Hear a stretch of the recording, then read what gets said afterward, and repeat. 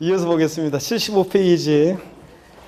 카페에 자세한 공지되어 있습니다. 여러분들 자세한 거 보시고 75페이지 의제 납세 의무자 보시면 먼저 양가로 1번의 주체 구조부 취득자입니다. 건축물 중 조작 설비 그 밖에 부대 설비에 속하는 부분으로서 그 주체 구조부 하나가 되어 건축물로서의 효용 가치를 이루고 있는 것에 대해서는 이게 무슨 말이냐면 여러분요. 엘리베이터, 에스컬레이터 같은 승강기 같은 것은 그 자체로는 취득세 대상이 아닌데 이게 건물에 부착 설치될 때는 취득세 대상이 될 수가 있어요. 건축물과 효용 가치를 이루면서 일체가 되기 때문에 자 그런 얘기입니다. 그럴 때 계속 이어서 봅니다. 주체구조부 취득자 외의자가 밑줄입니다. 주체구조부 취득자 외의자가 가산한 경우에도 주체구조부의 취득자가 함께 취득한 것으로 본다. 밑줄 쫙이요. 자 여기 어떤 얘기냐면 서울 그 청량리 역광장 제가 항상 그 예를 들었는데 여기에 제가 미주상가라고 길 건너편에 미주상가라고 있었는데 여기에 건물이 있는데 이게 6층짜리 건물인데 엘리베이터가 없었습니다. 아주 오래된 건물이라. 자 그런데 지금도 있다고 하더라고요. 어떤 분이 그러더라고요. 그 70년대 지어진 그 미주 아파트가 있고 미주 상가가 있는데 70년대 지어진 건데 그러다 보니까 엘리베이터가 없어요. 근데 예전에 제가 2000년대 중반에 2004년, 2005년 이때 2006년 여기서 강의를 했었거든요. 여기 학원이 있었는데 6층에 학원이 있었어요. 근데 엘리베이터가 없었어요. 그래서 제가 뭐 지하 청량리역에서 내려가지고 아침에 연락에 계단 뛰고 또 학원까지 뛰고 여기서 1층부터 6층까지 또 뛰고 그냥 그러면 정신이 노래지고 그냥 하늘이 그냥 진짜 아침부터 맨날 별 봤거든요. 그래서 빙빙 돌고 그랬었는데 자 여기 보세요. 엘리베이터, 에스컬레이터 같은 승강기 같은 이런 것들은 그 자체로는 대상이 아닌데 아까 그랬어요. 이런 게 건물에 부착 설치될 때는 취득세 대상이 될 수 있다고 그랬습니다. 건축물에 부속되는 그 시설물로서요. 자 그럴 때 이거 원래는 주체구조부 취득자예요. 건물주가 주체구조부 취득자. 건물주가 원래 이런 거 가설하는 게 일반적이죠. 자 그런데 그래서 가설한 자하고 이런 걸 가설한 자와 주체구조부 취득자가 일치하는 게 일반적인데 이게 일치하지 않을 때요. 자 예를 들어서 여기 학원 원장님이 임차인인데 안 되겠다 이거 수강생들이 그냥 6층까지 걸어 올라다니려고 맨날 힘들다고 그냥 원성이 자자하다 그래서 엘리베이터 에스컬레이터 승강기를 설치해요. 그러면 건물주 주체구조부 취득자 건물주하고 가설한 자가 일치하지 않잖아요. 이럴 때 세금은 누구한테 기속시킬 것이냐. 주체구조부 취득자 이외자가 요거 가설한 경우에도 주체구조부 취득자가 함께 취득한 것으로 간주한다. 본다 이 말은 예규에서요. 주체구조부 취득자를 납세 의무자로 하고 있습니다. 옛날 시험에 가설한 자로 바꿔서 시험에 나온 적이 있어요. 자, 그래서 거기 여러분들이요, 그 양가로 1번 주체구조부 취득자 제목 옆에다가 여러분이 가설한 자 X 해놓으세요. 그래서 가설한 자 X 이렇게 해놓으세요. 주체구조부 취득자가 납세 의무자가 되지 가설한 자가 아닙니다. 제목 양가로 1번 주체구조부 취득자 그 옆에다가 가설한 자 X 해놓으라니까 여러분들. 자, 그래서 시험에서는 뭐 최근에 옳은 거 골라라 문제에서 그냥 옳은 지문으로 이렇게 나온 적이 있습니다. 이거 법령 그대로 옳은 그 지문으로 나온 적도 있고 옛날 시험에는 가설한 자로 바꿔서 나온 적도 있고요. 이런 거. 자, 여러분 왜 그러냐면 여러분 보세요. 왜 가설한 자를 납세 의무자로 하냐 그러면 아니라 주체구조부 취득자를 납세 의무자로 하냐면 이런 거예요. 엘리베이터, 에스컬레이터 같은 승강기, 건축물의 조작 설비, 부대 설비에 속하는 부분이요. 이게 가설이 되면 건물과 딱 일체가 돼서 효용 가치를 이루잖아요. 건물에 딱 붙어 있잖아요. 그런데 요거 만약에 세금을 취득세를 안 내서 취득세를 추징하거나 그럴 때 과세권자 입장에서는 자 일일이 가설한 자가 누군지를 찾아가지고 그 가설한 자한테 세금을 부과한다. 그러면 징수에 여러 가지 곤란한 문제점이 생겨요. 또 가설한 자 요 임차인이 가설만 해놓고 장사한 데서 딴 데로 갔는데 그 사람이 일일이 찾아가지고 세금을 추징한다. 왜냐하면 엘리베이터는 여기 딱 붙어 있는데 이 사람이 뛰어서 갈 수도 없잖아요. 해체하는 비용이 더 들겠네. 그러니까 이거 뛸 수도 없고 그러니까 여기 딱 붙어 있잖아요. 그러다 보니까 건축물의 조작 설비, 부대 설비에 속하는 부분 이런 것들은 주체구조부 취득자 이외자가 가설한 경우에도 주체구조부 취득자가 함께 취득한 것으로 간주한다. 그 말은 주체구조부 취득자를 납세 의무자로 합니다, 여러분. 아셨죠, 이거? 네. 자, 그 다음에 계속 이어서 봅니다.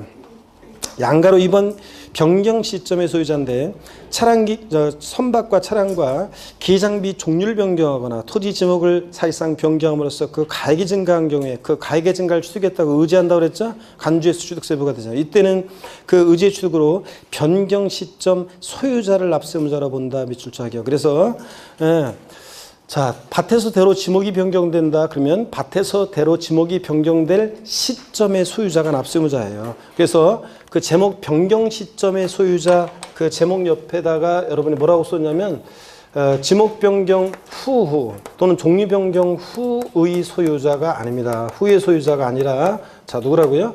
시점의 소유자입니다. 밭에서 대로 지목이 변경될 시점. 자, 지목 변경 후의 소유자를 납세의무자로 한다. 이러면 틀려요. 그 시점의 소유자입니다. 그 다음에 양가로 3번은 뭐 아까 말씀을 드렸습니다. 과점주주의 주식 취득 아까 말씀드렸고요. 자, 넘어갑니다. 과점주주가 그 비상장 법인의 주식 지분을 취득함으로써 지방세기본법에 따른 과점주가 됐을 때는 그 과점주주는 해당 법인의 부동산 등을 취득한 것으로 본다. 자, 이거 다만 법인 설립 시 발행하는 주식 지분을 취득하는 경우에는 취득으로 보지 아니한다. 아까 강조드렸죠, 여러분들? 예.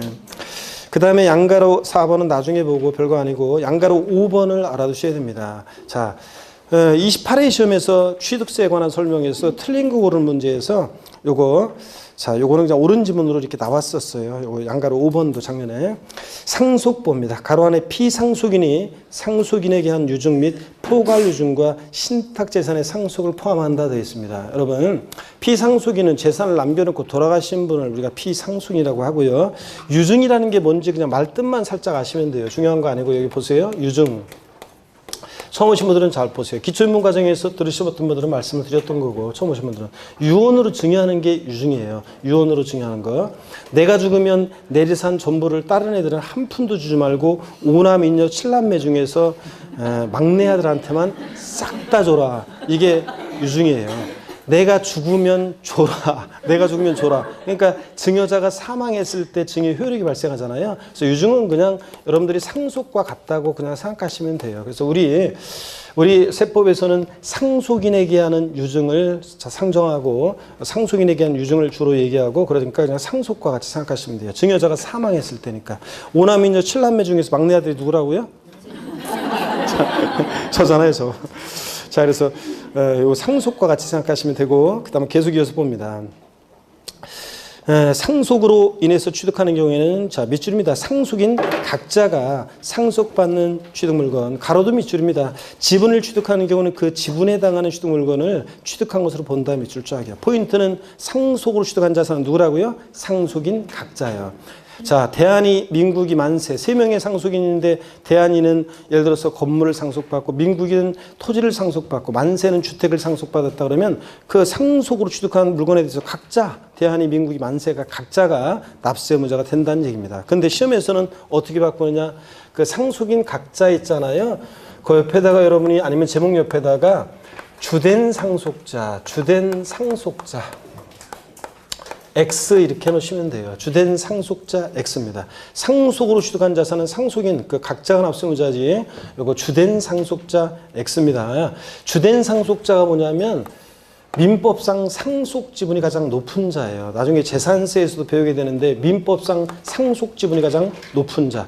그러니까 상속 지분이라는 것은 자녀들은 상속 지분이 다 똑같아요. 아들이든 딸이든 장남이든 차남이든 결혼했든 안 했든 자녀들은 똑같은데 배우자는 여기다가 5화를 가산해서 1.5예요. 그래서 배우자와 자녀가 공동 상속받는 경우에는 누가 주된 상속자예요? 배우자. 자, 그리고 이제 나중에 재산세에서 배우는데 자녀들만 있을 때 상속 지분이 가장 높은 자가 2인 이상이면 이제 연장자, 나이가 제일 많은 사람이 주된 상속자가 되거든요. 그런데 시험에서는 이제 재산세랑 헷갈리라고 상속으로 취득한 자산에 대한 취득세 납세의무자는 주된 상속자이다. 또는 상속인 가운데 상속 지분이 가장 높은 자를 취득세 납세의무자로 한다. X입니다. 누구라고요? 상속인 각자입니다. 상속인 각자. 자, 그래서 요거 알아두시면 되고요. 그 다음에 세 번째 줄도 밑줄입니다. 이 경우 상속인의 납부 의무에 대해서 연대 납세 의무가 있다. 밑줄 짝이야. 이건 무슨 얘기냐면 공동 상속의 경우에 그래요. 그래서 공동 상속의 경우에 얘는 그 아래다가 써놓으시면 공동 상속의 경우에 공동 상속 받은 경우에 공동상속의 경우에 그 공동상속인들은 연대납세 의무가 있습니다. 취득세 납부에 대해서 연대납세 의무가 있다. 이런 얘기입니다. 연대납세 의무 있다는 얘기. 그래서 만약에 부모님이 돌아가시고 나서 집 딱 한 채 남겨놓고 돌아가셨어요. 그래서 집 한 채 남겨놓고 돌아가셨는데 상속인이 갑, 을, 병, 정 4명이 있어요. 집 하나를 부모님 돌아가시게 되면 갑을병정 4명의 상속인들이 공동 상속받았어요. 그럴 때 누가 취득세 납세 의무자냐 그러면 그 상속인 각자인데 공동 상속인들인데 다만 취득세 납부에 대해서 공동 상속인들은 연대 납세 의무가 있다 없다? 있다는 얘기예요. 자, 그래서 연대 납세 의무가 있다는 얘기입니다. 연대 납세 의무 있다. 연대 납세 의무 있다는 거. 이렇게 그 예를 거기다가 적어 놓으시면 돼요. 상속인의 납부 의무에 대해서 연대 납세 의무 있다.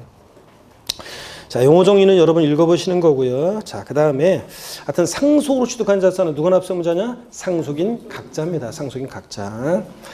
자, 그 다음에 양가로 6번 있죠? 주택조합 및 재건축조합의 조합원이요. 주택법 규정에 따른 주택조합과 도시 및 주거환경 정비법 규정에 따른 주택 재건축조합이 해당 조합원용으로 취득하는 조합주택용 부동산은 누가 취득한 것으로 본다? 조합원이 취득한 것으로 봅니다. 자, 그래서 여러분요, 재건축할 때 여러분들 있잖아요. 재건축할 때 조합원이 1101동 만약에 1102호를 배정받았어요. 그러면 그 1102호에 대해서 원래는 이제 조합 명의로 보존 등기가 되겠지만, 자, 그렇지만 취득세 납부에 대해서는 누가 납세 의무자가 된다고요? 조합 명의로 등기가 된다 할지라도 1102호는 누가 취득세 납세 의무자가 돼요? 그 조합원이 취득세 납세 의무자가 된다, 그런 얘기입니다. 그래서 자, 주택조합이나 주택재건축조합의 조합원용 부동산은 조합주택용 부동산은 누구? 조합원 미출이고, 다만 또 미출입니다. 조합원에게 귀속되지 않는 부동산은 제외한다 그랬는데, 자, 조합원에게 귀속되지 않는 부동산, 비조합원용 부동산 있잖아요. 단지 내 상가라든가 일반 분양분 같은 그런 것들은 누가 납세 의무자? 자, 조합원이 납세 의무자가 되는 것에서 제외한다고 했으니까 조합이 납세 의무자가 된다는 얘기예요. 그래서 그 보충 내용에 보면 정리가 되어 있습니다. 밑줄이요. 정미줄 거놓고 보충 내용 밑줄이요. 조합원용 부동산은 누구? 조합원이 납세 의무자가 되고, 자, 비조합원용 부동산, 단지 내 상가 같은 비조합원용 부동산은 누구? 조합이 납세 의무자가 된다는 얘기입니다. 조합원이 비조합원용 부동산은 제외한다는 말은 조합원이 납세 의무자가 되는 것을 제외하는 거니까 누가 납세 의무자? 조합. 조합원용 부동산은 누구? 조합원입니다. 근데 바꾼다 뻔하지 뭐. 조합주택용 부동산은 조합이 납세 의무자가 된다, 이렇게 바꾸겠죠. 조합원입니다. 자, 이렇게 해서 밑줄 그어놓으시고, 그 다음에 77페이지 양가로 7번, 8번 이런 건 나중에 볼 거고 별로 중요하지 않고, 양가로 9번, 10번, 11번 넘기시면 12번, 13번 다 중요합니다, 여러분들. 다 중요한데 오늘 다 배울 건 아니고요. 다 배울 건 아니고 양가로 9번만 좀 보겠습니다. 양가로 9번만요. 자, 양가로 9번만 좀 배웁니다. 77페이지. 아니, 지금 봤던 것들도 기본적으로 또 시험에 다 나왔던 것들이고, 그 다음에 제가 지금 본 거는, 그 다음에 이제 양가로 9번부터 또 중요합니다. 양가로 9번을 보겠습니다. 배우자 또는 직계존비속의 부동산 취득의 증여 의제예요. 자, 본문 밑줄입니다. 배우자 또는 직계존비속의 부동산을 취득하는 경우에는 증여로 취득한 것으로 본다, 밑줄 짝이요. 여러분, 배우자로부터, 여러분 부모로부터, 만약에 자식으로부터 자, 부동산을 취득했다 그러면 원칙적으로 뭐라고요? 증여로 취득한 것으로 봅니다. 자, 그래서 증여로 취득한 거로 보니까 나중에 이제 취득세 세율도 증여로 인한 취득세 세율이 적용돼요. 증여로 취득한 거로 봅니다. 대가관계 인정할 수 없잖아요. 자, 그렇지. 배우자 직계민속 간에 대가관계 인정할 수 없으니까 배우자 직계민속의 부동산을 취득하면 원칙 증여로 취득한 것으로 봅니다. 근데 다만 다음에 어느 하나에 해당하는 경우는 유상으로 취득한 것으로 본다. 그래서 이것도 밑줄 짝입니다. 자, 어떤 경우냐 하나하나 다 이해하시면서 익혀두셔야 되는데, 공매 또는 경매를 통해서 부동산을 취득한 경우요. 아버지 부동산이 경매에 넘어갔어요. 아들이 눈물을 흘리면서 달려가서 경락을 받습니다. 그러면 대가관계가 인정이 돼야 안 돼요? 되잖아요. 자, 공매에 경매에 참여해서 경락을 받으려면 경락대금을 안 내면 어떻게 이걸 경락을 받아요? 그러니까 대가관계 입증이 되죠. 그래서 공매나 경매를 통해서 부동산 취득하면 배우자 직계민속의 부동산을 취득하더라도 유상 취득한 것으로 보고, 자, 세율은 이제 유상취득으로 인한 취득세 세율이 정돼요. 포인트는 하여튼 유상취득으로 보느냐 무상취득으로 보느냐 이게 포인트예요. 2번 파산 선고로 인해서 처분되는 부동산을 취득했다. 법원이 개입돼 있으니까 이것도 대가관계가 입증이 됩니다. 유상취득으로 보고. 3번 또 다 이것도 다들 슬슬 줄거 다 체크해 두셔야 되는데 권리전인 행사에 등기 등록이 필요한 부동산을 서로 교환한 경우요. 자, 대가관계 입증이 되죠. 이것도 등기 등록을 요하는 재산을 서로 교환하게 되면 다 공시가 되잖아요. 자, 그러니까 다 대가관계가 드러나잖아요. 자, 입증이 되고요. 자, 그래서 이것도 입증이 됩니다. 시험에 근데 어떻게 나왔었냐? 직계 비속이 등기를 요하는 직계 전속의 부동산을 교환으로 취득하는 경우에는 증여받아 취득한 것으로 본다. OX요. 예? OX. X입니다. 뭐라고요? 유상으로 취득한 거로 봅니다. 근데 시험에서 26회 시험 때 옳은 거 고르는 문제에서 아니구나 틀린 거 고르는 문제에서 요거 직계비속이 직계존속의 등기를 요하는 부동산을 교환으로 취득한 경우에는 무상으로 취득한 것으로 본다. 이렇게 나왔거나 증여받아가 아니라 무상으로 취득한 것으로 본다. X 여러분들 유상으로 취득한 거로 봅니다. 이건 4번 해당 부동산 등의 취득을 위해서 대가를 지급한 사실이 다음에 어느 하나에 의해서 증명되는 경우 그래가지고요. 이것들도 다 번호에 체크해가지고 이해해 두셔야 되는데 그 대가를 지급하기 위해서 취득자 소득이 증명되는 경우 아버지 부동산을 아들이 취득했는데 직계비속이 직계전속의 부동산을 취득했는데 그 취득자 아들의 그것을 취득할 만큼의 소득이 입증이 돼요. 자, 그런 경우 또 동그라미 니은번 소유재산을 처분 또는 담보한 금액으로 해당 부동산을 취득한 경우 아들이 아버지 부동산을 취득했는데요. 아들의 어떤 부동산을 처분한 금액으로 샀다는 것이 입증이 돼요. 그런 경우 또 그 다음에 동그라미 디귿번 그래서 뭐 최근에도 어떤 같이 강의하는 동료 같이 강의하는 학개론 강의하는 다른 곳에 어떤 후배 교수 한 명이 저한테 물어봤어요. 이런 거 물어봤어요.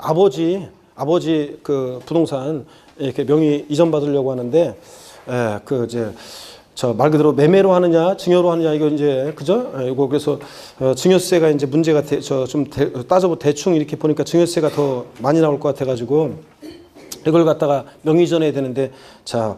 원래 배우자 직계미숙에 아까 설명드렸죠? 배우자 직계미숙의 부동산을 취득하면 이거 자 이전하는 자 측면에서 봤을 때 증여하는 것으로 추정해가지고 그죠? 무슨 한여불도 없고 부모 자식 간의 양도냐 해서 증여하는 것으로 추정해서 증여세 부과한다고 그랬잖아요. 그래서 그걸 깨려면 바로 요거 똑같아요. 요것도 그럴 때 이제 그 교수가 이제 뭘 어떤 처분한 어떤 뭐 부동산이 있대요. 그래서 그걸 처분한 금액으로 샀다는 이런 식으로 해서 계좌에 이제 왔다 갔다 하고 그 금융거래자료 갖춰야 되고 막 이런 것들 얘기했었어요. 하여튼 그래서 소유재산을 처분 또는 담보한 금액으로 해당 부동산 취득한 경우 유상축으로 보고 디귿번 이미 상속세 또는 증여세를 과세받았거나 신고한 경우로서 그 상속받았거나 수중 증여받은 재산 가액으로 그 대가를 지급한 경우 자 장인어른 돌아가시고 나서 상속받은 재산으로 샀다는 것이 입증되거나 장모로부터 증여받은 재산으로 아버지 부동산을 샀다는 것이 입증되거나 이런 경우에는 또 유상 취득한 것으로 봅니다. 아시겠습니까 여러분? 이해하면서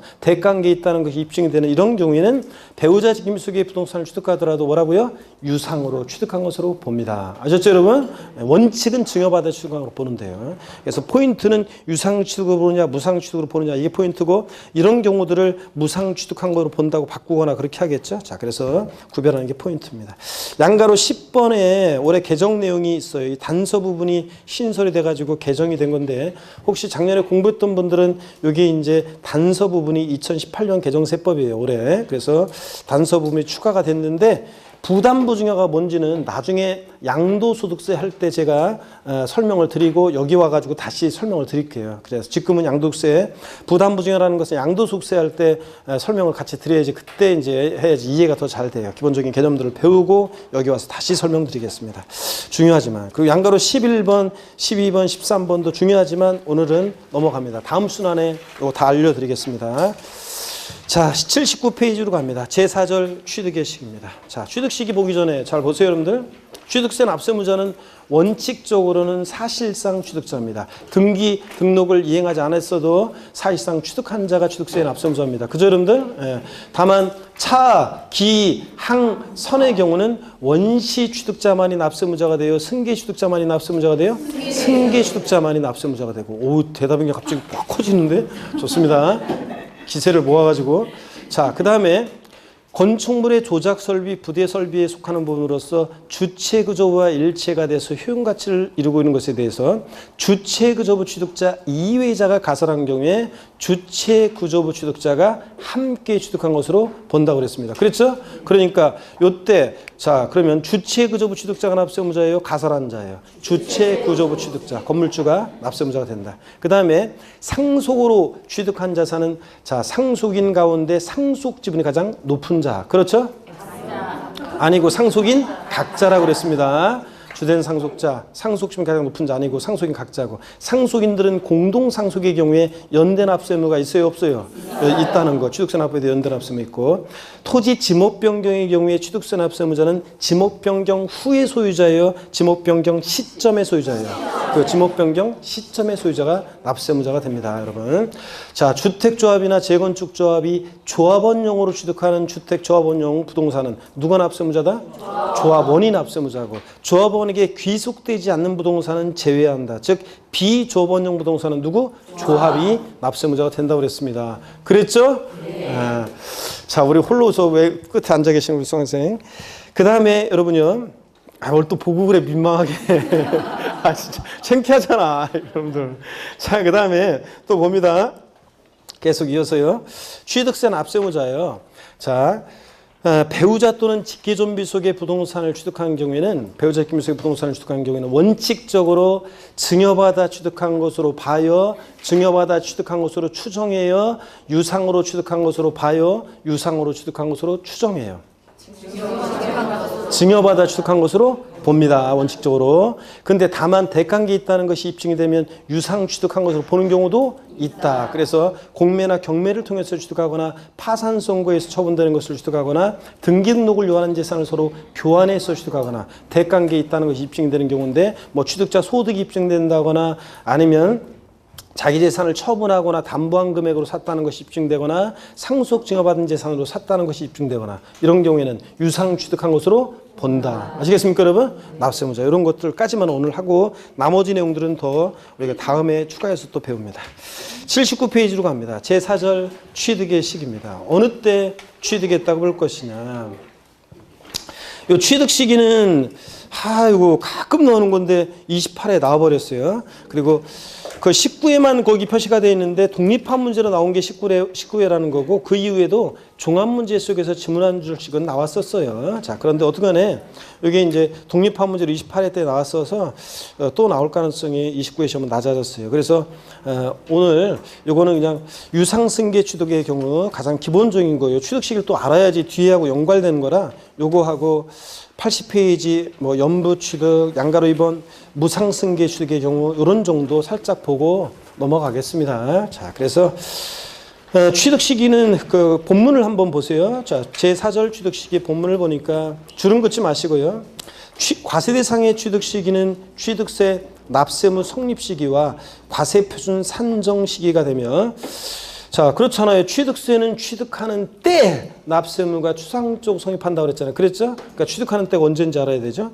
신고 납부 기한의 기산점이 되기 때문에 미리 말씀드리면 취득세는 취득일로부터 60일 내 신고 납부예요. 자, 어느 때부터 60일 내 신고 납부할 것이냐. 60일 하루만 지나도 가산세인데. 자, 그래서 그 취득 신고 납부 기한의 기산점이 되고, 그래서 또 취득 시기는 취득세 대상의 취득 형태에 따라 달라집니다. 유상 취득이냐, 무상 취득이냐, 연부 취득이냐 다 달라, 원시 취득이냐 달라집니다. 자, 그럴 때 제일 중요한 양가로 1번 유상승계 취득의 취득 시기를 봅니다.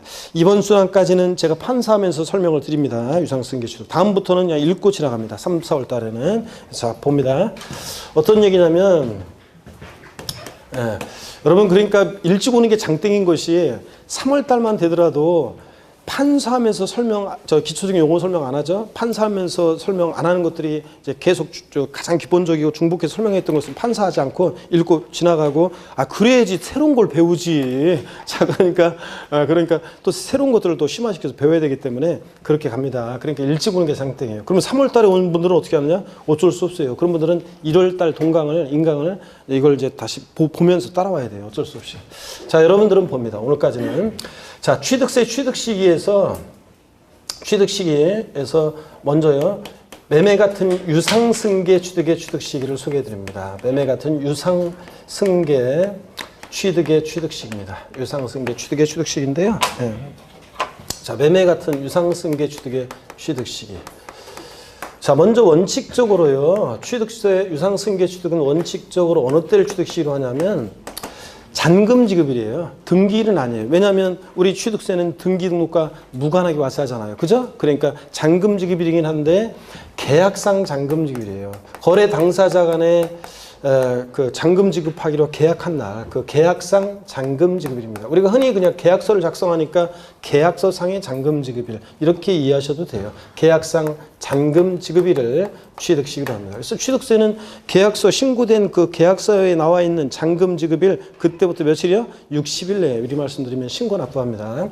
근데 그 계약서를 봤더니 계약상 잔금 지급일이 명시가 안 돼 있어요. 잔금 지급일이 언제인지 안 나와 있어요. 아니면 써 있긴 써 있는데 예를 들어서 뭐 2018년도 만약에 5월 중순 이렇게 되어 있습니다. 그럼 5월 중순이면 뭐 이게 5월 10일인지 15일인지 알 수 없잖아요. 명시가 안 돼 있다. 불분명하다. 이럴 때는 자 보세요. 계약일로부터 며칠이야? 60일. 계약일로부터 60일. 자, 계약일로부터 60일 경과하는 날을 취득의 시기로 합니다. 자, 그래서 계약일로부터 60일 경과하는 날. 근데 시험에서는 계약상 잔금일이 명시되지 않은 경우 취득세상 취득 시기는 뭐 등기일로 한다 이렇게 바꿀 수도 있어요. 아닙니다. 자, 그렇다지만 계약일로부터 며칠? 60일 경과하는 날. 그 다음에 예외적으로 계약서와 상관없이 사실상 잔금 지급일을 취득 시기로 하는 경우도 있습니다. 사실상 잔금 지급이라는 것은 계약서와 상관없이요, 실제로 잔금이 지급된 날이에요. 자, 그래서 요거는 근데 아무 때나 인정 안 해요. 아무 때나 인정하면 다 그냥 뭐 지들 멋대로 그냥 우리 어제 했는데 뭐 이러면서 다 그럴 거 아니에요. 그래서 사실상 잔금 지급이 객관적으로 증명되는 거래만 인정합니다. 그래서 어떤 경우냐 그러면 먼저요, 자, 국가 지자체 보세요. 처음 오신 분들은 국가나 지자체 조합 등으로부터 취득하는 경우입니다. 국가 등으로부터 취득하는 경우요. 자, 국가로부터 취득했다. 지자체로부터 취득했다. 확실히 잔금지급이 입증되잖아요. 계약서상으로는 내가 경기도로부터 어떤 부동산을 취득했는데 계약서상 잔금지급은 만약에 예를 들어서 3월 20일이었어요. 근데 실제로는 3월 25일 날 치러졌다. 그럼 공무원들이 다 어디다 적어놨을 거 아니에요. 자, 그래서 국가, 지자체 조합 등으로부터 취득하면 객관성이 입증되니까 계약서와 상관없이 사실상 잔금지급 취득시로 합니다. 수입에 의한 취득이요. 수입신고필증에 의해서 다 입증이 됩니다. 수입신고필증에 의해서. 그 다음에 공매나 경매 방법으로 취득하는 경우요. 공매나 경매 방법으로 취득했다. 공매대금, 경락대금 치른 날 다 법원에 자료 나와 있잖아요. 자, 그러니까 객관적으로 그 공매대금 치른 날 입증이 됩니다. 경락대금 치른 날이. 그래서 실제 그 공매대금, 경락대금 치른 날이고요. 그 다음에 판결문에 의해서, 자, 특히 처음 오신 분들은 잘 보세요. 판결문에 의해서 자, 입증이 되는 경우, 판결문에 의해서 잔금지급 입증된다. 이거 판사가 자, 민사소송이나 행정소송 절차에 의해서 확정된 그 판결문으로 잔금지급 입증돼? 이거보다 확실한 게 어디 있어요? 판사가 CCBB를 가르는데. 자, 그런데 문제는 이 판결문에서 제외되는 경우가 있습니다. 단, 판결문에서 제외되는 경우가 있는데, 화해조서라든가, 그 다음에 인락조서, 포기조서, 그 다음에 자백간주에 의한 이런 경우는 이 판결문에서 제외합니다. 판결문에서 제외해요. 자, 그럼 어떤 얘기인지 한번 보겠습니다. 화해, 인락, 포기, 자백간주에 의한 것은 판결문에서 제외한다는 건데, 우리나라 그 수많은 민사적인 형사 사건 말고 일단 민사적인 법적 분쟁이 벌어지는데 그 수많은 법적 분쟁을요, 정식 재판 절차에 의해서 1심, 2심 거치고 다 이런 식으로 하면서 해결을 한다? 그럼 법원에서 감당할 수가 없습니다. 자, 엄청난 저 사건을 다 법원에서 어떻게 감당을 해요? 그래서 판사가 감당할 수 있는 양이 있잖아요. 또 재판정도 배정을 해야 되는데 재판부 할 수 있는 게 그래서 어떤 우리 강의실하고 비슷한 거죠. 말하자면 어떤 강의실 재판정이 있으면 거기서 재판하는데 계속 돌아가잖아요. 요 재판 끝나면 그 다음 재판, 그 다음 계속 재판 바뀌면서 이제 하는데 그 판사들이 어떻게 감당을 해요. 그래서 주로 우리나라는 또 서류로도 주로 이렇게 해요. 서류로 주로 그냥 영화 볼 때나 치열하게 변호사들이 막 열띤 변론을 펼치면서 하고 그러지. 변론은 대개 우리나라 변론은 형식적이고 아니 유명하거나 쟁점이 되거나 아주 이슈화되는 어떤 그런 재판이나 여러분들이 TV에서 보는 것처럼 드라마에서 보는 그런 재판이 비슷하게 펼쳐지지. 그렇지 않고 일반적인 재판은 다 그냥 이렇게 거의 형식적이에요. 다 뭐로 하냐면 판사가 서류로 판단하면 서류 이만큼 기록 쌓아놓고 그거 다 읽어요. 맨날 판사 그거 읽고 결국은 판결문 쓰고 또 판결하는 거예요. 그래서 대부분. 그래서 그걸 감당할 수가 없잖아요. 그러니까 주로 정식 재판 전에 또는 재판 중에 조정하는 절차 속에서 대부분 걸러버려요. 대부분. 자, 그래서 재판하다가도요, 판사가 좀씩 양보해가지고 그냥 이렇게 합시다 해가지고 화해 공관을 해요.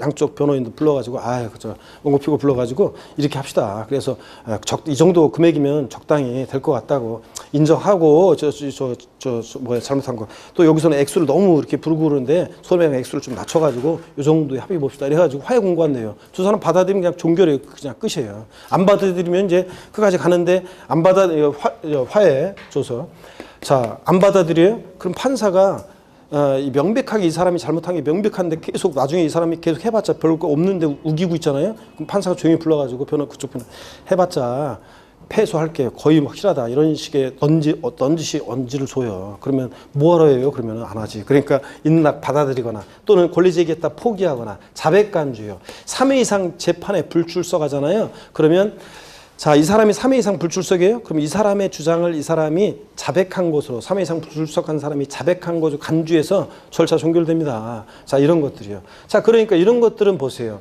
정식 재판 전에 또는 중에 조정하는 절차 속에서 나온 거니까 그런 거니까 잔금 지급일을 객관적으로 증명할 수 있는 서류가 되겠어요, 안 되겠어요? 안 되겠지. 그래서 화해 조소상으로 잔금 지급이 입증되는 경우에는 그 사실상 잔금 지급일을 취득세상 취득시기로 한다. X. X입니다. 얘는 화해 인락 포기 자백간주한 경우는 사실상 잔금 지급을 증명할 수 없기 때문에 원칙으로 들어가서 유상 취득은 뭐로요? 계약상 잔금지급을 취득시로 합니다. 이런 거예요. 그 다음에 법인은 여기 보세요. 법인은 법인장부를 작성 기록해요. 법인은 법인장부를 작성 기록하는데 그 법인장부에 의해서 법인의 원장, 보조장, 출납소원표, 결산서 등 하여튼 법인장부로 잔금지급 입증되면 객관성이 있다고 봅니다. 사실상 잔금지급을 법인장부상 입증되는 사실상 잔금지급 취득시래요. 근데 시험에서는 법인장부로 입증되는 경우 이렇게 나올 수도 있지만 시험에서는 어떤 법인과의 거래로 아파트를 취득했다. 또는 법인 간에 A 법인과 B 법인 간의 거래로 뭘 취득했다. 이런 식으로. 계약의 일방당사자가 법인이 나오잖아요. 그러면 여러분들은 시험 문제에서 사례에서 법인이 계약의 일방당사자로 나오면 취득 시기는 그 법인의 법인장부로 입증된다고 해서 어느 때를 취득시로 해? 사실상 잔금지급을 취득시로 합니다. 그래서요. 취득세 취득 시기, 매매 같은 유상승계 취득은 원칙은 계약상 잔금지급일, 명시 안 됐다 계약일로부터 60일 경과하는 날입니다. 등기일도 아니고 사실상 잔금지급도 아니고 또 그 다음에 객관성 있는 일정한 거래의 경우에는 계약서와 상관없이 어느 때 사실상 잔금지급을 취득시로 해요. 근데 이 객관성 있는 거래 머리 글자를 따서 국, 수, 공, 판, 법 이렇게 외웁니다. 강의하시는 분에 따라서는 국수, 공판, 작년에 여기 공부하신 분들 중에는 이렇게 외우신 분도 계시고 저거는 국수, 공판에 관한 법, 국수, 공판, 법입니다. 에브리바디 나가시죠. 시작! 국수, 공판, 법의 경우에는 사실상 잔금지급을 취득시로 한다는 거. 제 입에서 국수공판법 나왔다 그러면 뭐다? 객관성 있는 거래입니다. 객관성 있는 거래. 그래서 사실상 잔금지급이다. 취득시기에 요거. 그래서 제가 지난 기초인문 과정에서는 동탄 신도시에서 제가 강의할 때 얘기해 드렸잖아요. 그럼 빨리 한번 얘기해 볼까요? 처음 원부를 위해서. 동탄 신도시에서 강의하는데 어떤 수강생분이 학원에 온 지 한 2달 정도 됐는데, 늦봄쯤에 학원에 온 지 2달쯤 됐는데, 근데 전국모의고사 봤는데 60점이 넘었어요. 그러다 보니까 다른 수강생들이 뭐야, 저 학원에 온 지도 얼마 안 됐는데 저 재수생인가 재수생 이렇게 했는데, 그 수강생한테 가서 어느 학원 다니다 오셨어요? 이렇게 물어봤더니 난 처음 공부한다 이런 식으로 얘기를 하니까 다른 수강생들이 아유 재수없어 이러면서 이렇게 했었는데 얘기했잖아요. 그런데 저 2학년 이거 뽀록 난 거 제가 자 사실상 잔금지를 취득시하는 객관적인 취득 다 같이요. 시작. 국수 공판법 이러는데 자기 혼자만 국수 공판장 이러다가 2학년 이거 뽀록 났다고 그랬잖아요. 다른 데서는 국수 공판장 이렇게 외우거든. 그러니까 자 그래서 요 얘기. 근데 지금까지 제가 얘기한 이런 날들 이전에 만약에 등기를 먼저 했다. 등기 등록을 먼저 하면 어느 때를 취득시효 하느냐? 그 등기 등록일을 취득시효 해요. 항상 등기 등록일이 빠르면 그 등기 등록일입니다, 여러분들. 자, 취득 시기는 저런 날들 이전에 등기를 먼저 하면 등기 등록일입니다. 자, 그러면 교재를 한번 보겠습니다. 79페이지 보시니까 양가로 1번 유상승계 취득의 경우요. 동그라미 1번 일반적인 취득, 계약상 잔금지비를 적용하는 경우. 그래서 기억번에 유상승계 취득의 경우에는 그 계약상 잔금지비를 밑줄입니다. 가로 안에 계약상 잔금지비 명시되지 않은 경우는 계약일로부터 며칠? 60일 경과한 날에 취득한 것으로 본다. 밑줄 쫙이요. 보충 내용이 보니까요. 이제 부동산 거래 신고에 관한 법률에 의한 취득의 경우에도 계약상 잔금지비를 취득시로 한다. 밑줄 쫙이요. 나중에 문제로 계속 바꿔서 나올 건데요, 이거. 자, 부동산 거래 신고에 관한 법률에서 검증받은 취득이 어떤 거냐? 요거는 이제 자, 과세 표준을 할 때 제가 요걸 좀 설명을 드리고 여기 다시 와서 제가 말씀을 드릴게요. 부동산 거래 신고에 관한 법률에서 검증받은 취득의 경우는 객관성이 있어요. 그래서 한때 예전에는 객관성이 있다고 그래 가지고 공인중개사가 이제 거래를 중개했고 관계당국에 신고서 제출해서 관계당국에서 검증을 받았어요. 그러면 검증을 받았으니까 객관성 있는 거래겠죠? 그래서 객관성이 있어가지고 취득 시기를 한때 사실상 잔금지비를 취득시로 한 적도 있었어요.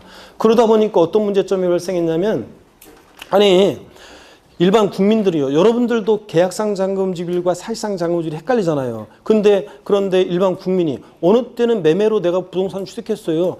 어떤 때는 그냥 신고된 계약서를 보고서 계약일로부터 잔금지비로부터 60일에 취득세를 신고 납부했는데 어떤 때는 계약서와 관계없이 뭐 사실상 잔금지비로부터 취득세를 신고 납부하라고 하니까 이게 헷갈려 안 헷갈려요? 계약상 잔금지비는 뭐고 사실상 잔금지비는 뭐야? 용어부터 모르잖아요. 헷갈리잖아요. 그래서 헷갈리지 말라고 대개 사람들은 신고된 계약서 보고서 취득세를 신고 납부하기 때문에 헷갈린다고. 자, 부동산 거래 신고에 관한 법률에서 검증받은 취득은요. 객관성 있어도 취득 시 언제로 한다? 계약상 잔금지비를 취득시로 합니다. 시험에서 바꿀 때 어떻게 하느냐? 개인 간 매매로 부동산을 취득하는 경우인데 단 부동산 거래 신고에 관한 법률에서 검증받은 취득임의 경우에 취득세상 취득 시기는 사실상 잔금지비로 한다. O, X, X입니다. 사실상 잔금지비를 취득시로 하는 경우는 어떤 경우만 그렇다고요? 국수, 공판, 법의 경우만 그렇지. 이거 부동산 거래 신고하는 법률에 검증받은 취득은 계약상 잔금지비라는 거. 객관성이 있어도요. 니은번 봅니다. 니은번은 참 다음에 볼 거예요. 3월 달에. 니은번, 요게 계약 해지에 관한 건데, 무상승계 취득과 유상승계 취득의 경우에 요 니은번 계약 해지에 관한 거예요. 요게 시험에 나올 법했는데 계속 안 나왔었어요. 자, 제가 진짜 거짓말하는 게 아니라 제 인강을 작년 걸 들어보면 제가 작년에 분명히 그래요. 요거 시험에 나올 때가 됐다. 이거 다 시험에 나와야 되는데 안 나오고 있기 때문에 요거는 시험에 나올 때가 됐기 때문에 요 동네에서 요건 잘 봐야 된다. 제가 강조를 드렸는데 작년 시험에 취득세 종합문제 속에서 정답 지문으로 나왔었어요. 계약 해지에 관한 거. 그래서 작년에도 제가 강조를 드렸는데 여러분들 별로 제가 항상 하는 얘기지만 별로 감탄하는 표정을 안 짓는데 진짜라니까 여러분들. 작년에도 이게 누구나 다 강조하는 게 아니에요. 아무 때나 강조하는 게 아니라고요. 작년에만 특별히 이거 다 올 때 됐는데 이거 하면서 했던 거라고요. 근데 정답 지문으로 딱 나왔잖아요, 여러분들. 진짜. 그러니까 평상시 수업을 그러니까 귀를 잘 들어봐. 제가 뭐라고 하는지를 잘 들어보시면 돼요. 제가 이거 잘 안 나왔던 건데 이거 올해는 잘 봐야 한다고, 왠지 이거 잘 봐야 된다, 올해는 잘 봐야 된다, 이런 게 있으면 잘 보셔야 됩니다. 그래서 그런 것들이 이게 계약 해제가 시험에 안 나왔어요. 계속 안 나왔어요. 그래서 안 나왔는데 이거 나올 때가 나와야 되는 건데 안 나왔거든요. 그래서 작년에는 특별히 강조드렸는데 28에 나왔어요. 자, 2번 지문 봅니다. 요거 니은번은 다음에 보고요. 다음 순환에. 2번 사실상 잔금지율이 취득 시기가 되는 경우요. 다음에 해당하는 유상승계 취득의 경우에는 계약상 잔금지율에 관계없이 사실상 잔금지율에 취득한 것으로 본다. 밑줄이고 동그라미 기억번 국가, 지자체, 조합으로부터 취득 9개 동그라미요. 지방자치단체 조합이라는 것은 지방 2개 이상의 지방자치단체가 공동의 어떤 사무를 처리하기 위해서 조합을 결성한 거예요. 그러니까 지자체하고 똑같잖아요. 자, 니은번 외국으로부터 수입에 의한 취득 수입 동그라미, 공매 방법에 의한 취득 공해 동그라미. 경매는 안 되나요? 경매도 포함입니다. 예규에서 경매도 포함한다고 나와 있어요. 자, 공해 동그라미. 판결문에서 객관적으로 입증되는 경우 판해 동그라미요. 자, 그 다음에 다만 여기 비치료, 화해, 인락, 포기, 자백간주한 것은 어떻게 한다? 제외합니다. 판결문에서 밑줄이고 미음번 법인장부 등에 의해서 취득하게 증명되는 취득 법의 동그라미요. 그래서 어떻게 외운다고요? 국수, 공판, 법의 경우에는 사실상 잔금지율 취득 시조합니다. 계약서와 상관없이 넘어갑니다. 자, 80페이지 동그라미 3번 연부 취득의 경우가 나옵니다. 연부 취득이 뭔지 좀 소개를 해드릴게요, 여러분들. 여기 봅니다. 연부 취득이 뭐냐 그러면 연부 취득이라는 것은 여기 보세요. 연부 취득. 처음 오신 분들은 월부로 뭐를 우리가 취득했다. 월부로 뭘 취득하면 다달이 대금을 갚아나가겠죠, 여러분들? 그럼 연부로 취득하면 대금을 어떻게 갚아나가겠어요? 매년 대금을 갚아나가겠죠? 그래서 거기 보충 내용에 연부 취득의 의의가 나와 있어요. 연부 취득이란 매매계약서상의 연부계약 형식을 갖추고 일시에 완납할 수 없는 대금을 2년 이상에 걸쳐 일정액씩 분할하여 지급하는 것을 말합니다. 자, 그러면 여러분 보세요. 연부 취득의 경우에는 어떤 경우냐? 대개 여러분 연부 거래를 한다 그러면 사람들이 2년 이상의 기간에 걸쳐서 대금을 지급하는 연부 거래를 한다? 뭐 500만 원, 5천만 원짜리 거래하면서 뭐 5억짜리 거래하면서 10몇 년에 뭐 5년 이상, 뭐 2년 이상, 막 몇 년에 걸쳐서 연부 거래 이런 거 해야 안 해요? 안 하지, 여러분. 대개 연부 거래는 50억, 500억, 5천억짜리 같은 거 거래할 때 뭘 깜짝 놀래고 그래. 아이고 참. 그런 중개를 해야지, 여러분들이. 여러분들이 50억 재산 빌딩 뭐 팔고 이렇게 또 하면 좋지만 여러분이 50억 빌딩을 갖고 있지 못하더라도 여러분들이 나중에 50억, 500짜리 그 건물은 여러분들 공인중개사가 되면 50억짜리 건물은 중개합니다, 여러분들이. 50억짜리 중개는 한다니까, 여러분들이. 500억짜리는 몰라도 50억짜리는 하게 됩니다, 여러분들. 자, 아직까지는 아니죠. 새 가슴이고. 자, 여러분들 50억짜리는 거래하게 돼요. 네, 중개 보니까 이런 거 상가는 요 정도 가잖아요. 상가 같은 거 매매하시는 분들은 이런 건 거래합니다. 자, 어떡하네. 50억짜리 거래를 하는데 총 연부금액 50억짜리인데요. 5년에 걸쳐서 매년 10억 원씩 누가 또 매년 10억 원씩 연부금을 지급하는 방식으로 해서 5년에 걸쳐서 연부금 지급하는 연부 매매 계약을 체결했어요. 그럴 때 첫 해 연부금 지급일이 예를 들어서 만약에 18년도 4월 만약에 20일이라고 할게요. 10일 날이 계약서상으로 지급하기로 한 연부금 지급일이었어요. 근데 실제로는 만약에 4월 19일 날 연부금이 치러졌다 그러면 요 4월 19일 사실상 연부금 지급된 날을 취득시기로 해서요. 취득세는 요때부터 60일에 신고 납부하는데 취득세를 계산할 때 연부취득은요. 총 연부금액 50억 곱하기 세율을 하는 것이 아니라 요 해에 지급되는 계약상 연부금액은 10억이었는데 실제로는 만약에 8억 원의 연부금이 지급됐잖아요. 그러면 계약상 연부금액이 아니라 사실상 지급된 요 연부금액 있잖아요. 사실상 지급된 요 연부금액을 요걸 이제 과세표준 금액으로 해요. 그래서 요걸 과세표준으로 해가지고 8억 곱하기 세율에서 나온 세액을 이때부터 신고납부합니다. 다음 연도도 사실상 연부금 지급된 날을 취득시로 해서 요해 사실상 지급된 연부금액을 과세표준에서 취득세 계산해서 신고납부합니다. 계속 이런 식으로요. 그러면 어떤 효과가 있냐면 여러분 보세요. 어떤 효과가 있냐. 한 번에 50억 곱하기 세율하면 취득세 목돈 나가잖아요. 근데 이렇게 함으로 인해서 자, 다른 연도와는 다른 매회 사실상 연부금 지급일마다를 다른 연도와는 다른 독립적인 취득시기로 하고 매회 사실상 지급되는 연부금액을 취득세 과세 표준으로 해서 취득세를 계산함으로 인해서 5년 동안 취득세를 분할 납부하는 효과가 생기잖아요. 그렇죠, 여러분들? 그래서 자, 연부취득의 경우는 취득세 부담을 줄여주기 위해서 이렇게 연부취득의 경우에는 독립적인 취득시를 인정하는 거예요. 원칙적으로 취득세는 자, 어느 때를 취득시로 하느냐? 매회 지급되는 사실상 연부금 지급일마다를 독립적인 취득시로 하고 있습니다. 시험에서 바꾼다 뻔하지 뭐. 연부취득의 경우에 취득세상 취득시기는 원칙적으로 계약상 연부금 지급일이다. OX요. X입니다. 저 취득세 유상승계 취득이 매매가 원칙 계약상 잔금지율이잖아요. 그거 헷갈리라고 연부취득의 경우 취득세상 취득시는 원칙적으로 계약상 연부금 지급일로 한다. OX. X입니다. 사익상 연부금줄입니다. 오늘 무슨 일 있었나? 표정이 굉장히 어두워 보이는데 딴 때보다 다르게? 에? 아니고? 자, 좋습니다. 자, 아니 어떤 수강생들 보면 수업 시간에 수심이 가득한 얼굴로 수업 듣는 분들이 있어요. 그러면 강의하면서 걱정돼. 저 수강생 오늘 아침에 나오다가 무슨 일이 있었나? 자, 막 이러면서 뭐 하면서. 자, 계약상 연부금 지급이고. 자, 그 다음에 예외가 있어요. 예외가 있는데 이 사실상 연부금 지급일 이전에 만약에 사실상 연부금 지급일 이전에 등기를 했다 그러면 그 등기를 취득시기로 해요.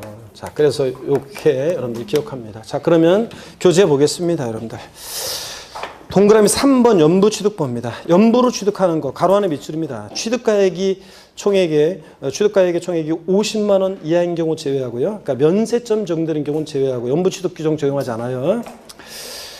그 사실상 연부금 지급일 취득일로 본다. 밑줄 쫙이고 그 사실상에다가 돼지꼬리 땡냐 해가지고 계약상 X 해놓으시면 되잖아요. 그죠, 여러분들? 연부취득은 원칙 언제라고요? 사실상 연부금 지급일이지 계약상 연부금 지급일이 아닙니다. 나중에 여러분들 사례 문제 나오면 이제 사례 문제 연부 매매 거래로 이렇게 사례가 나오고 뭐 총 연부금액 얼마, 계약상 연부금액 얼마, 그러니까 사실상 계약서상으로 연부금 지급하기로 한 날이 언제, 뭐 사실상 실제 연부금 지급된 날이 언제 이런 사례 문제 쭉 나오면 나중에 이제 그런 거 연습할 건데 하여튼 취득세, 취득 시기 계약상 아니고 사실상 연부금 지급일 취득시로 하고 자.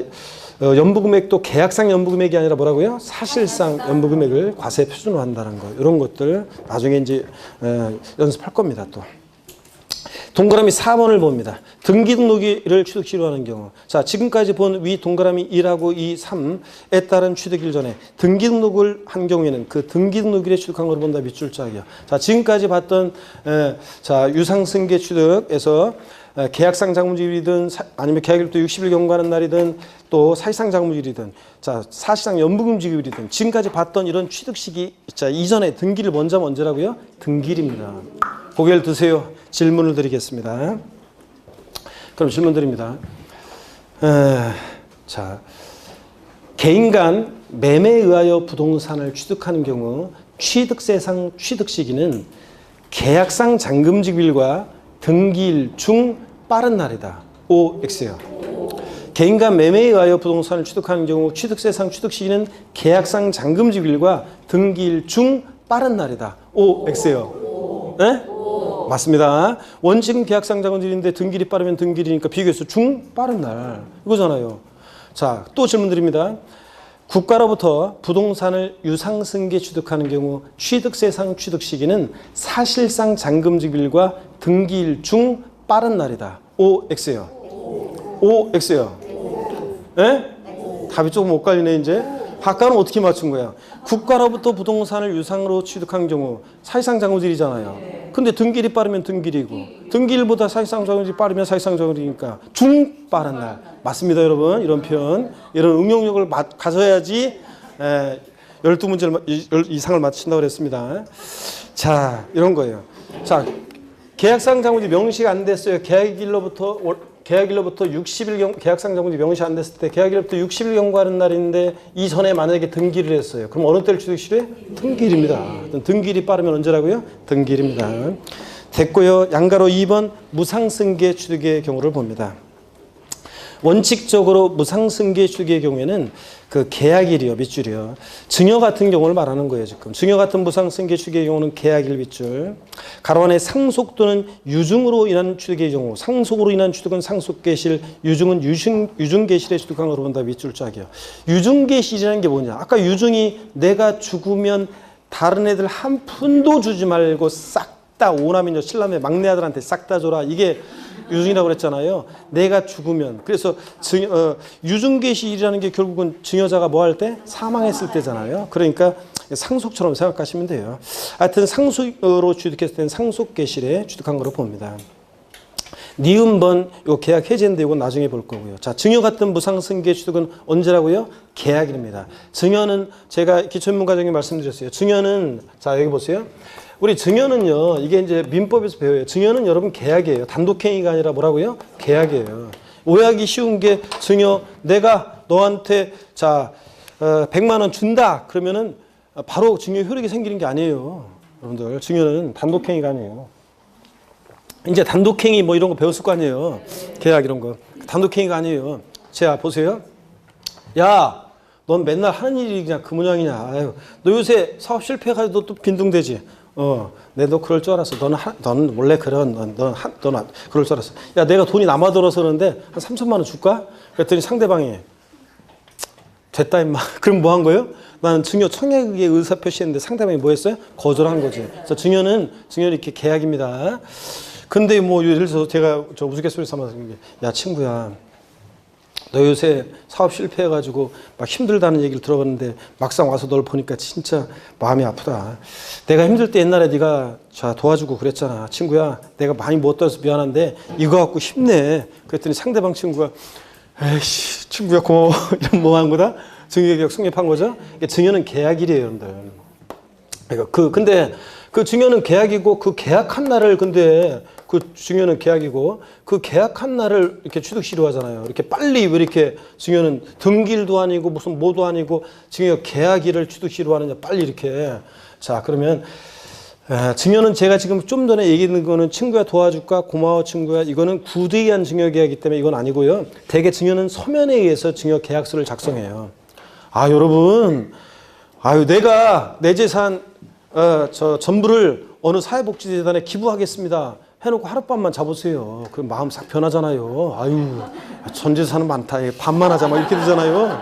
그렇기 때문에 반에 반만 막 줄어들어요. 그래서 증여는 대개 서면에서 증여계약서를 작성을 해요. 그리고 부동산 같은 것은 언제 소유권 이전 등기할 것이고 뭐 하면서 다 이렇게 서면에서 증여계약서 다 작성하고 그 다음에 계약서 작성이 다 끝나면은 증여 기부 액수 판넬 딱 만들어가지고 들고 관계자들 다 나와가지고 기념사진 딱 찍습니다. 나중에 딴 말 못하도록. 증여는 원래 이렇게 하는 거예요. 서면에 의해서 증여. 그 계약한 날. 딴만 먹지 못하도록. 증여는 어느 때 취득시효한다? 계약일이에요. 계약일. 자, 요 얘기입니다. 그래서 증여는 계약일을 취득시효한다. 동그라미 2번 예외를 봅니다. 계약일 전에 근데 등기 등록을 한 경우에는 어느 때를 취득 시효하느냐? 그 등기 등록일에 취득한 것을 보고요. 자 이렇게 해서 상속으로 취득했을 때는 상속계실, 증여 같은 부상 취득은 어느 때? 계약일이요. 자, 이 정도 보시면 됩니다. 그리고 뭐 취득세 취득 시기에서 양가로 3번이나 4번 이런 것들 나중에 우리가 한번 보도록 하겠습니다. 양가로 4번 부분에서 이제 작년 28회 시험에는 정답 지문이 나왔는데 신경 쓰지 마시고 나중에 우리가 슬쩍 볼 거예요. 81페이지 제5절 과세 표준입니다. 취득세 세금 계산은 어떻게 할 것이냐, 과세 표준 결정 어떻게 할 것이냐는 건데 오늘 과세 표준까지 나가려고 했는데 조금 시간이 좀 다 아유 뭘 또 내가 더 할까 봐 시간이 다 됐다고 큰 소리 얘기하시고 그러셔. 알았어요. 아유 진짜. 자 그래서 정신이 혼미할 때 요 과세 표준 중요한데 정신이 혼미할 때 요거 나가보세요. 그럼 또 역효과 나거든. 알았어요. 그렇죠? 그래서 안 하고 복습만 하고 가겠습니다. 그러면 과세 표준은 다음 시간에 보기로 하고 복습으로 하고 갑니다. 잘 보세요, 여러분들. 어딜 볼 거냐면 다음 시간에 과세 표준 보고요. 자, 오늘 배운 거 여러분 복습 한번 해요. 취득세는 어떤 세금이냐? 과세 주체, 과세권자는 특광도, 거기다가 특별자치도나 특별자치시가 있는 곳은 특별자치도나 특별자치시죠. 하여튼 특광도가, 특별시장, 광역시장, 도지사, 특광도가 과세권자입니다. 취득세는 어떤 성격의 세냐 그러면 취득세는 유통과세 하는 세금입니다. 취득한다 소유권 오잖아요. 유통과정에서 부과하는 세금이고 취득 행위를 보고 부과하는 행위세고, 취득세는 인세예요, 물세예요? 물세입니다. 자, 취득자가 개인이든 법인이든 따지지 않고요. 또 취득세는 취득하는 물건 각각에 대해서 합산과세예요, 개별과세예요? 개별과세하는 그런 세금입니다. 취득세는 사실주의과세입니다. 실질주의과세, 실질과세는 규정되니까 사실주의과세니까 등기되지 않아도 등록되지 않아도 허가받지 않아도 취득세가 과세됩니다. 취득세는 현황 부과합니다. 공부상 현황, 취득일 현재 공부상 현황과 사실상 현황이 달라요. 자, 그러면 무엇에 따라서 세금을 부과한다? 사실상 현황에 따라 세금을 부과합니다. 취득세, 여러분, 취득이 뭐냐 물어보면, 취득이 뭐냐 물어보면 한마디로 뭐라고 대답하신다? 사실상 소유권 취득입니다. 취득세는 사실상 소유권 취득인데요. 소리 안 내시는 분들 사실상 소유권 취득입니다. 사실상 취득만 하면 돼요. 등기, 등록을 이행하지 아니한 경우라도 사실상 취득하면 취득한 것으로 봅니다. 등기 등록을 이행한 경우에 한해서 취득한 것으로 본다. 틀려요. 사실상 취득해야지 형식적인 취득이 아닙니다. 형식적인 취득은 그 대표적인 예, 신탁법에 의한 신탁재산 취득은 믿고 맡은 것뿐이고 신탁계약書돌려줘야 되잖아요. 사실상 취득한 게 아니죠. 또 믿고 맡겼다 돌려받은 것뿐이고, 그러니까 신탁법에 의한 신탁재산 취득은 취득세 과세되지 않는다. 그 다음에 사실상 소유권을 취득해야지 소유권 이해권리, 부동산 임차권, 지상권, 전세권, 지역권, 아파트 당첨권, 분양권, 입주권 이런 것들은 취득세 과세되지 않습니다. 또 취득세 취득용을 보면 사실상 취득용과 사실상 취득은 아니지만 지방세법상 취득했다고 간주하는 간주 취득용으로 나눠져요. 사실상 취득용은 원시, 승계 취득으로, 또 승계 취득은 무상, 유상 취득으로 나눠지는데, 취득세는 원시 취득했든 승계 취득했든 유상이든 무상이든 불문한 일체 취득을 말합니다. 그죠? 무상 취득도 과세하잖아요. 근데 다만 원시 취득에 과세되지 않는 경우도 있는데, 자, 어떤 경우에 그렇습니까? 머리글자를 따서 차, 기, 항, 선, 차량, 기계장비, 항공기, 주문에 의해서 건조하는 선박은 원시 취득할 때 과세해야 하네. 안 하고 승계 취득할 때만 과세합니다. 헷갈리면 현대자동차에서 원시 취득, 자동차 완성차 딱 만들었을 때 취득세 부과하면 되는지를 생각해 보세요. 자, 그 다음에 이런 사회통념상의 사실상 취득은 아닌데 지방세법상 취득했다고 간주해서 취득세 부과되는 간주 취득, 의제 취득의 경우요. 토지 지목 변경으로 어떤 일이 있을 때? 가액의 증가가 있을 때. 차량기 장비 선박 종류 변경으로 어떤 일이 있을 때? 가액의 증가가 있을 때. 자, 그 다음에 건축물 개수 등으로 어떤 일이 있을 때? 가액의 증가가 있을 때 가액의 증가분을 취득했다고 의지합니다. 또 나중에 3월 달에 이제 자세히 배울 얘기인데, 과점주주란자가 주식을 취득했을 때, 주식은 취득세 상이 아닌데도 과점주주란자가 주식을 취득했을 때 그 주식을 취득한 비율만큼 그 비상장법인 소유의 부동산 등을 과점주가 취득했다고 간주해서 취득세가 부과됩니다. 다만 이때 과점주주란자는 지분율이 전체에서 몇 프로요? 50% 이상의 초가요? 초가 보유하는 주주를 말하고, 자, 다만 법인 설립 시에 주주가 되는 경우에, 주식을 취득하는 경우에는 납세 의무가 있다 없다? 없다. 그때는 취득을 보지 아니한다. 왜냐면 처음부터 독과점 먹자고 이러면 안 되니까, 법인 설립 시에는. 그 다음에 취득세요. 과세 대상은 열거되어 있는데 포항 영일만이 고향인 사람 스토리를 통해서 공부했어요. 자, 포항 영일만 내려갈 때 서울에서 뭐 팔고 갑니까? 토지, 건축물 팔고. 자, 뭘 타고? 항공기 타고, 차량 타고 도착해서 어부가 되기 결심했죠? 선박 취득해서, 어권 취득해서 고기 잡다가 못하겠다. 자, 그래서 강원랜드 갔죠? 거기 온 사람들 골프, 콘도, 종합체육시설, 승마, 요트 회원권 분양하는 복합 리조트 사건 사락에서, 자, 폐강 사들였죠? 광어권 취득해서 임목을 뭐로? 기계, 장비로 싹 밀고 건설을 한다고 했습니다. 그죠, 여러분들? 자, 이럴 때 건축물 그러면, 자, 건축법상의 건축물뿐만 아니라 골프 연습장 나왔다, 레저시설 나왔다, 골프 연습장 같은 이런 시설물도 포함합니다. 또 건축물에 딸린 일정한 시설물도 엘리베이터, 에스컬레이터 같은 승강기는 그 자체로는 대상이 아닌데 건물에 부착 설치될 때는 취득세 대상이 되는 경우도 있습니다. 우리가 있는 건물뿐만 아니라. 그 다음에 나머지는 하여튼 일단 됐고요. 자, 그 다음에 취득세. 납세무자 누가 되느냐? 원칙적으로는 사실상 취득자입니다. 등기등록과 무관하게 사실상 취득한 자입니다. 근데 자, 하여튼 차기양선의 경우는 승계 취득자만이 납세무자가 됩니다. 그렇죠? 네. 맞잖아요. 네. 아, 이렇게 했는데 안 넘어가고 좋습니다. 맞습니다. 원시 취득자는 납세무자가 되지 않는다. 그 다음에 취득세 건축물의 조작 설비, 부대 설비에 속하는 부분으로서 주체구조부 하나가 돼서 효용가치를 이루는 것에 대해서 주체구조부 취득자 이외자가 가설한 경우에 주체구조부 취득자가 함께 취득한 것으로 본다. 그 말은 가설한 자 X라고 그랬습니다. 주체구조부 취득자지, 건물주지. 그 다음에 토지가 밭에대로 지목이 변경됩니다.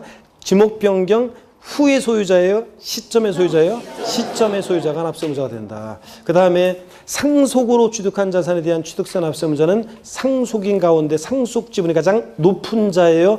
각자예요? 상속인 각자라는 거. 공동상속의 경우에 취득세 납부에 대해서 공동상속인들은 취득세 납부에 대해서 연대 납세무가 있고요. 여러분, 주택조합이나 주택재건축조합이 주택조합원용으로 취득하는 조합주택용 부동산은 누가 납세무자? 조합원. 자, 비조합원용 부동산은 누구? 조합. 이런 거예요. 어우, 목소리 큰데. 자, 그 다음에 또 여러분요.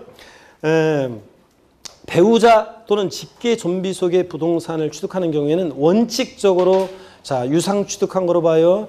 자, 증여받아 취득한 거로 봐요. 증여받아 취득한 것으로 봅니다. 무상 취득한 거로. 근데 다만 유상 취득한 거로 보는 경우도 있죠. 대관계 입증되는 경우. 공매나 경매를 통해 취득하거나 파산 선고에서 처분되는 것을 취득하거나 등기 등록을 요하는 재산을 서로 교환에 의해서 취득하거나 대관계에 있다는 것이 입증이 되는 경우. 취득자 소득이 입증되거나 달달 못 외워도 괜찮아요. 이해하면서 익혀두면 돼요. 취득자 소득이 입증되거나 또 그다음에 자기 재산을 처분하거나 담보한 금액으로 샀다는 것이 입증되거나 상속 증여받은 재산으로 샀다는 것이 입증되거나 이런 경우에는 뭐라고요? 유상으로 취득한 것으로 봅니다. 이런 것들 배웠고요. 그 다음에 또 취득세, 우리 취득식입니다. 매매 같은 유상 승계 취득의 경우는 원칙 언제라고요? 계약상 잔금지비를. 명시가 안 됐다 잔금지비? 계약일로부터 60일 경과하는 날. 자, 그 다음에 국수공판법 같은 객관적인 취득은 어느 때? 사실상 잔금지비를. 판결문에서 화해, 인락, 포기, 자백간주한 것은 객관성이 있어요? 없어요? 없습니다. 제외합니다. 법인 장부로 입증되는 경우 법인이 계약의 일방 당사자로 나왔다 그러면 법인 장부로 입증된다고 봐서 어느 때를 취득이 필요해? 사실상 잔금지비예요. 자, 부동산 거래 신고에 관한 법률, 아직은 잘 모르겠지만 중개사법에 배우죠. 부동산 거래 신고에 관한 법률에 의해서 신고 제출하고 검증받은 취득의 경우, 일반적인 중개사가 신고하는 건 아니에요. 관계당국에서 검증까지 받은 경우인데 이런 경우에는 객관성이 있지만 헷갈린다고 취득시를 언제 한다? 계약상 잔금지비를 취득시로 합니다. 자, 그 다음에 연부 취득의 경우에는 원칙적으로 자, 계약상 연부금 지비래요? 사실상 연부금 지비래요? 사실상. 매월 지급되는 사실상 연부금 지비를 취득시로 하고 과세표준은 계약상 연부금액으로 해요? 사실상 연부금액을 과세표해요? 사실상 지급된 연부금액 곱하기 세율로 해서 취득세 계산합니다. 자, 이런 날들 이전에 등기를 먼저 했다. 언제? 등기일입니다. 증여 같은 무상 취득은 어느 때? 계약일. 그 다음에 자, 상속으로 취득했을 때는 어느 때? 상속 개시일이요. 오, 잘하셨습니다. 자, 잘하셨고 그래서 이번 주 일요일 날 서울 남산 명동역 3번 출구에서 11시에 알았죠? 이번 주 일요일 날 서울 명동역 3번 출구에서 뵙도록 하겠습니다. 여러분 하여튼 씩씩한 모습으로 자 뵙도록 하겠습니다. 고맙습니다. 수고하셨습니다.